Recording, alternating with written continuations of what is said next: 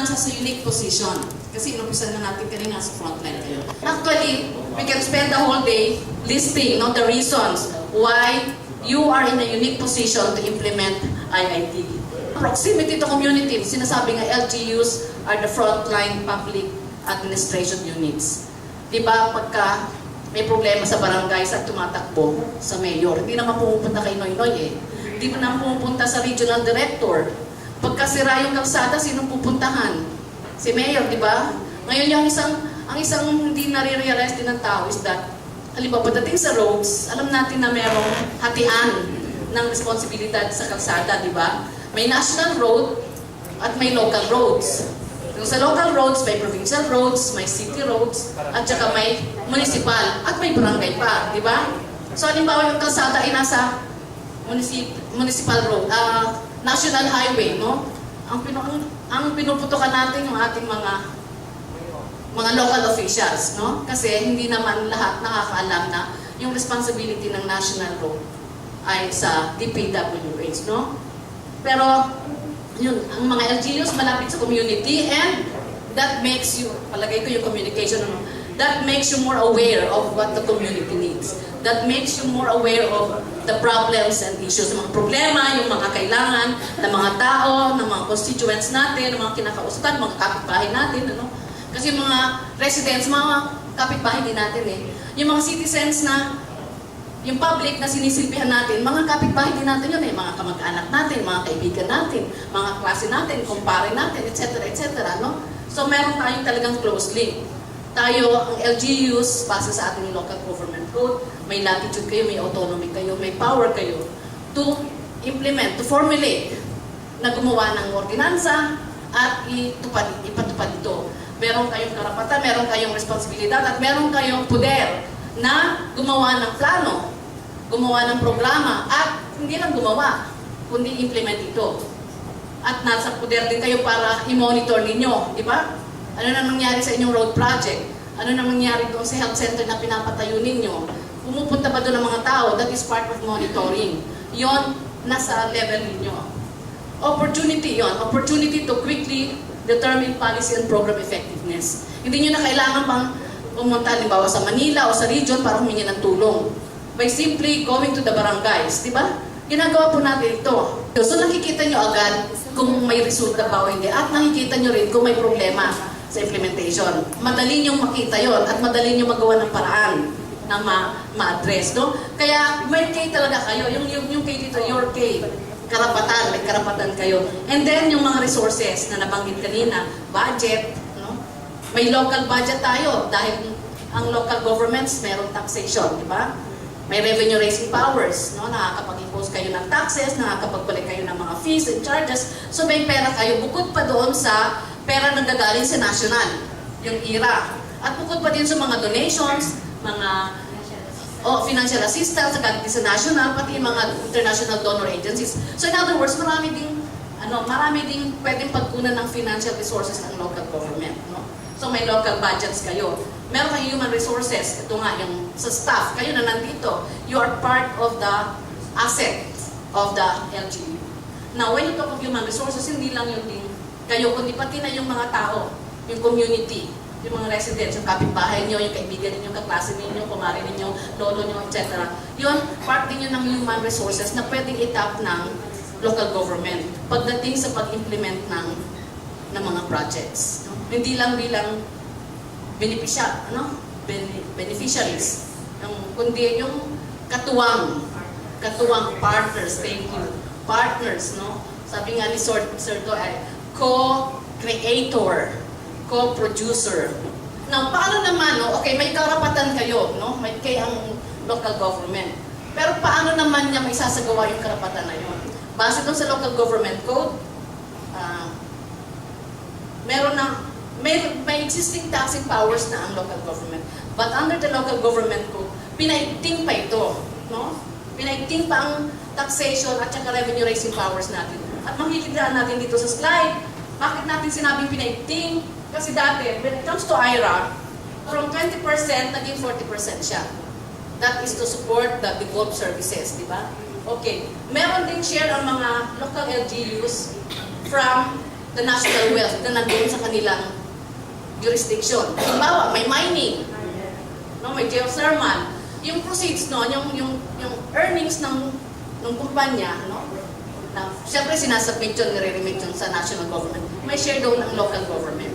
So masuswerte yung mga mining communities on one hand, no, meron silang swerte kasi meron silang additional resources. Kaya lang, meron din naman kaakibat na consequences yun eh.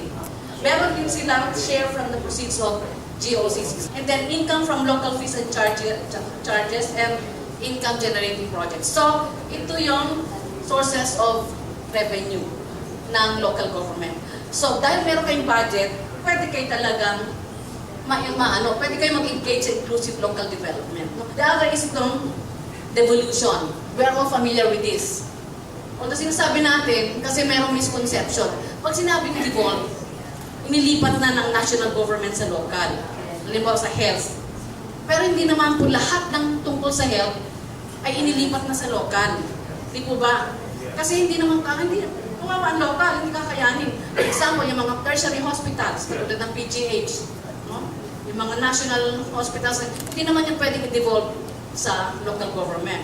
So, only certain aspects of the services ang talagang ibinaba sa local. Yun lang kakayanin din ng local. Okay? Ito pa yung ibang features ng local government code na nag-empower sa local governments para maka-engage sa innovation for inclusive development. Una, isa pa, yun, regulatory functions.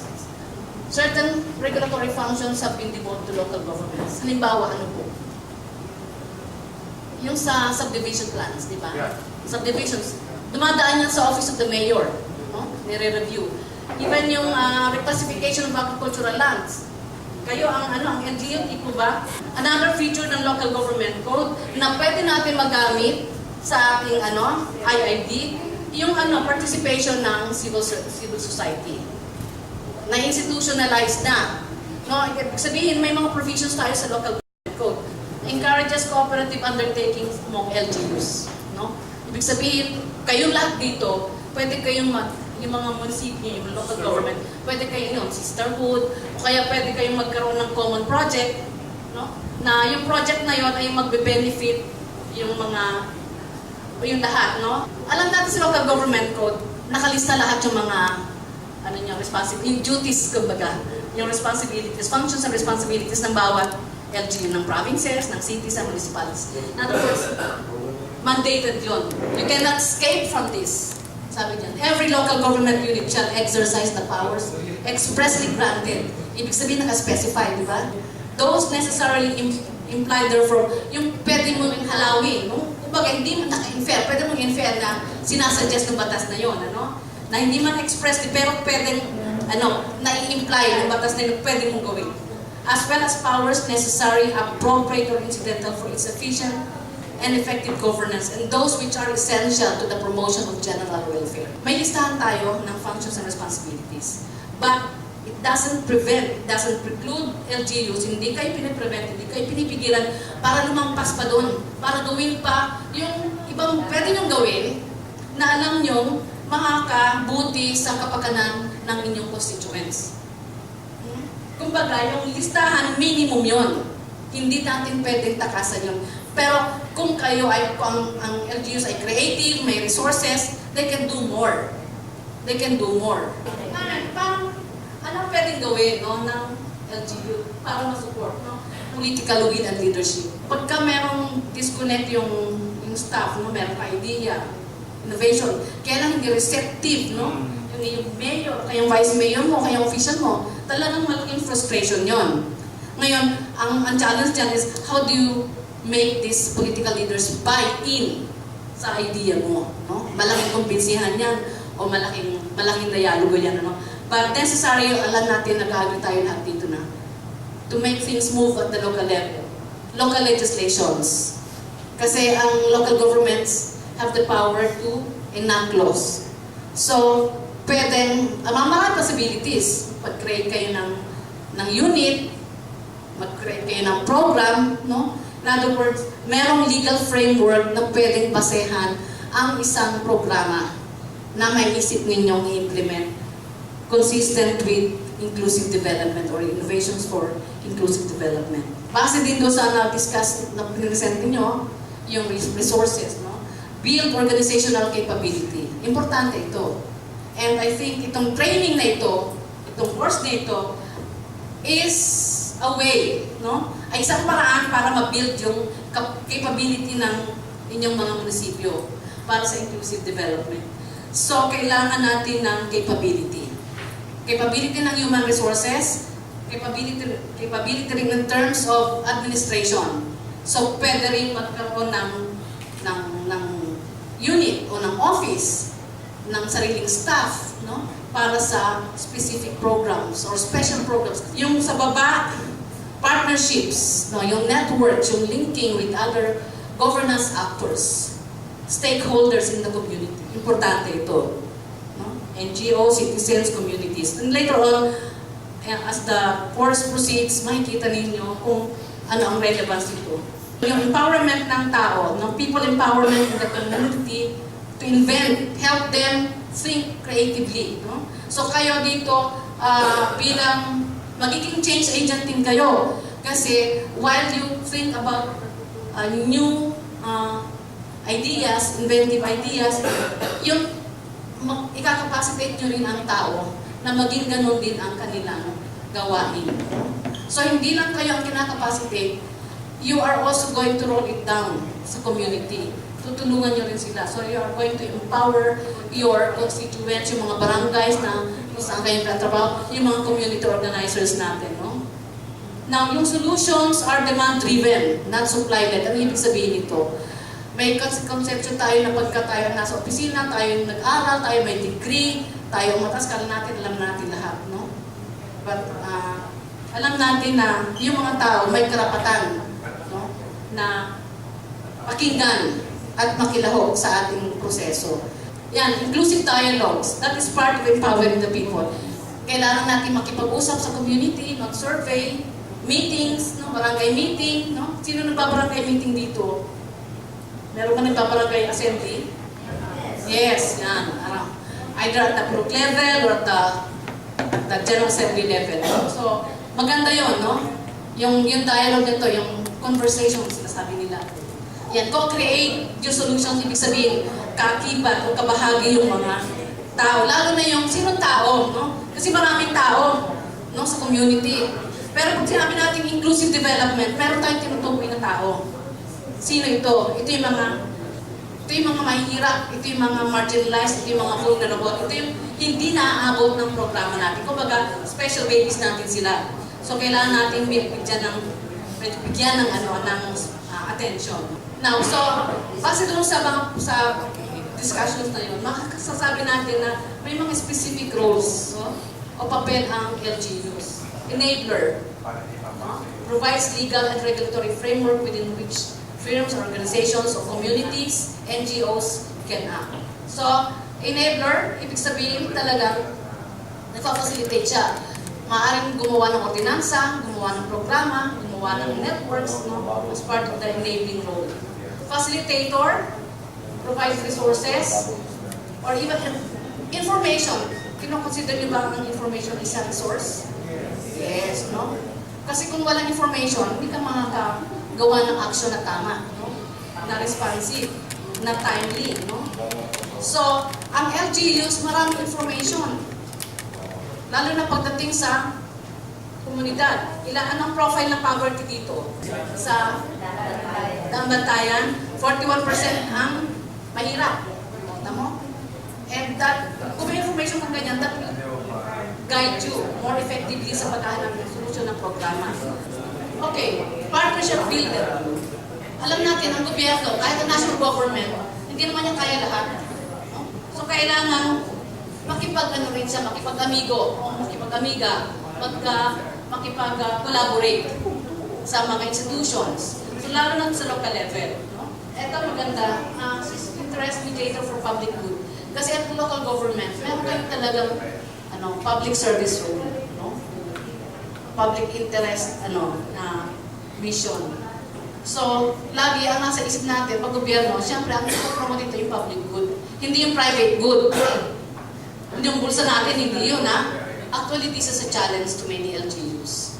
Kasi, ang local officials, both the staff and the elective officials, may mga kamag-anak, may mga kakilala, no?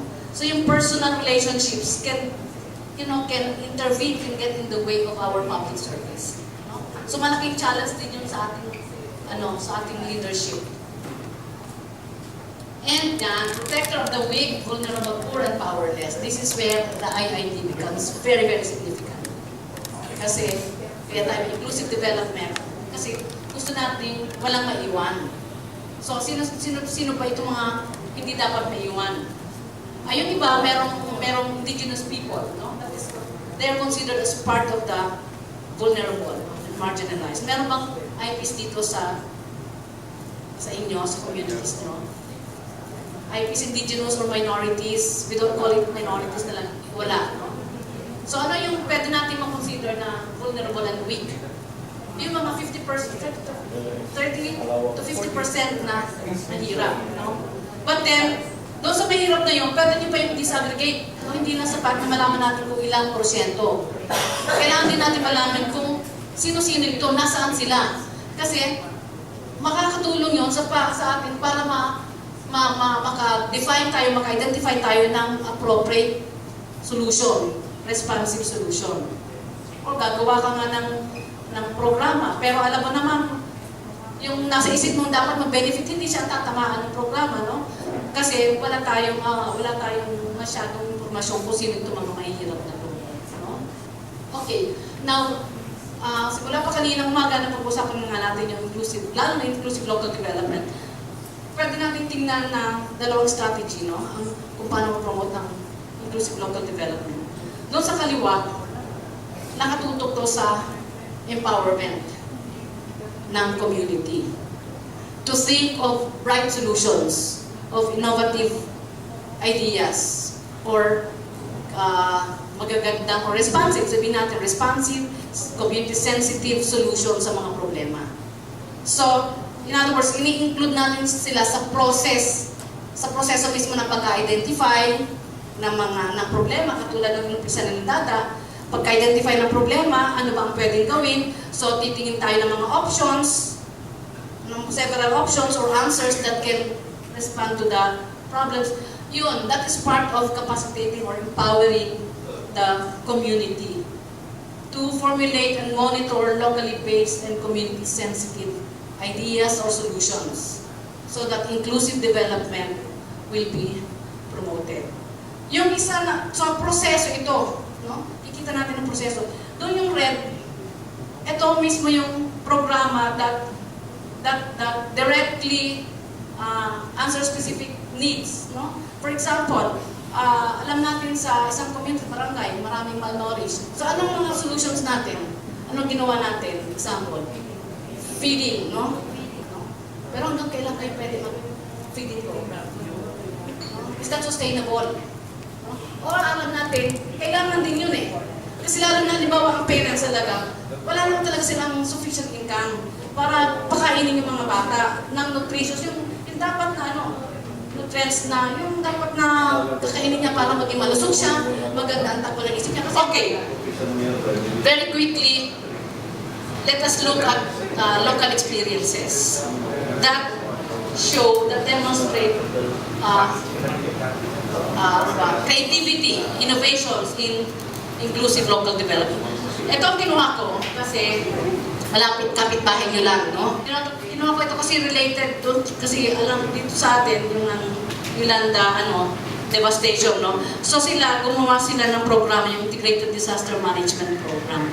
So, at itong Dumangas Island ay laging biktima ng dalawang natural disasters, yung flood, very prone to floods. Kung hindi man matubig, ay araw, init, sobrang init. Sobrang tubig, sobrang init. And this cause damage to human lives, properties, and livelihood. And therefore, quality of life ng mga Dumangas ay apektado, no? At the end of the day, talaga yung quality of life, no? So, ano yung innovation nila? Through yung integrated disaster management, no? Ito yung innovation nila. Una, at the institutional level, sabihin, organization, no? Nagtayo sila ng council, which they call Municipal Disaster Coordinating Council. Actually, existing na ito Pero dahil siguro hindi siya functional, ni-revitalize ng mayor at the time. At hindi lang sa munisipyo, pati sa barangay. Dito rin ba meron kayong ganito? So, kasi nasa batas din ito no? All of us are required to create this council, okay? But apart from these institutional structures, very important element yung involvement ng community, no? Kasi hindi naman din kaya lahat ng gobyerno, ng LGU. At saka, kung kasama ang community, sila stakeholders sila dito no? Sa disaster. Kasi sila din sila yung apektado So it is important to involve them, no? So they organize and train community volunteers to help the LGU, disaster risk management. And so dalawang factors institution, then community engagement. The other aspect is infrastructure and facilities. So part ito ng kanilang strategy. So ano yung infrastructure facilities? Gumawa sila ng dikes, ng channels, cut-off channels, hindi ko po alam kung ano ito. Ito ay binase ko doon sa Galing Book Awards, no? na publication, sa website nila. No? And then they also built water impounding stations. So kailangan mo rin ng infrastructures, no? To support yung institutional solution ninyo. No? And then they also built capability, no? Yung LGU, yung staff, capability for disaster information management. Again, sabi nga natin, information is very important, especially in disasters, no? Disaster risk management. They put up this what they call agro. Agro kasi agriculture. Kasi the community is both an agricultural and fishing community. Kung baha, yung kanilang crops. Pagka tagtuyot, yun din crops nila, no? Ang tinatamaan. Pagbaha, pati mga structures, no? Economic livelihood, in other words. No? So they put up this station, siguro for storage information, para may database sila.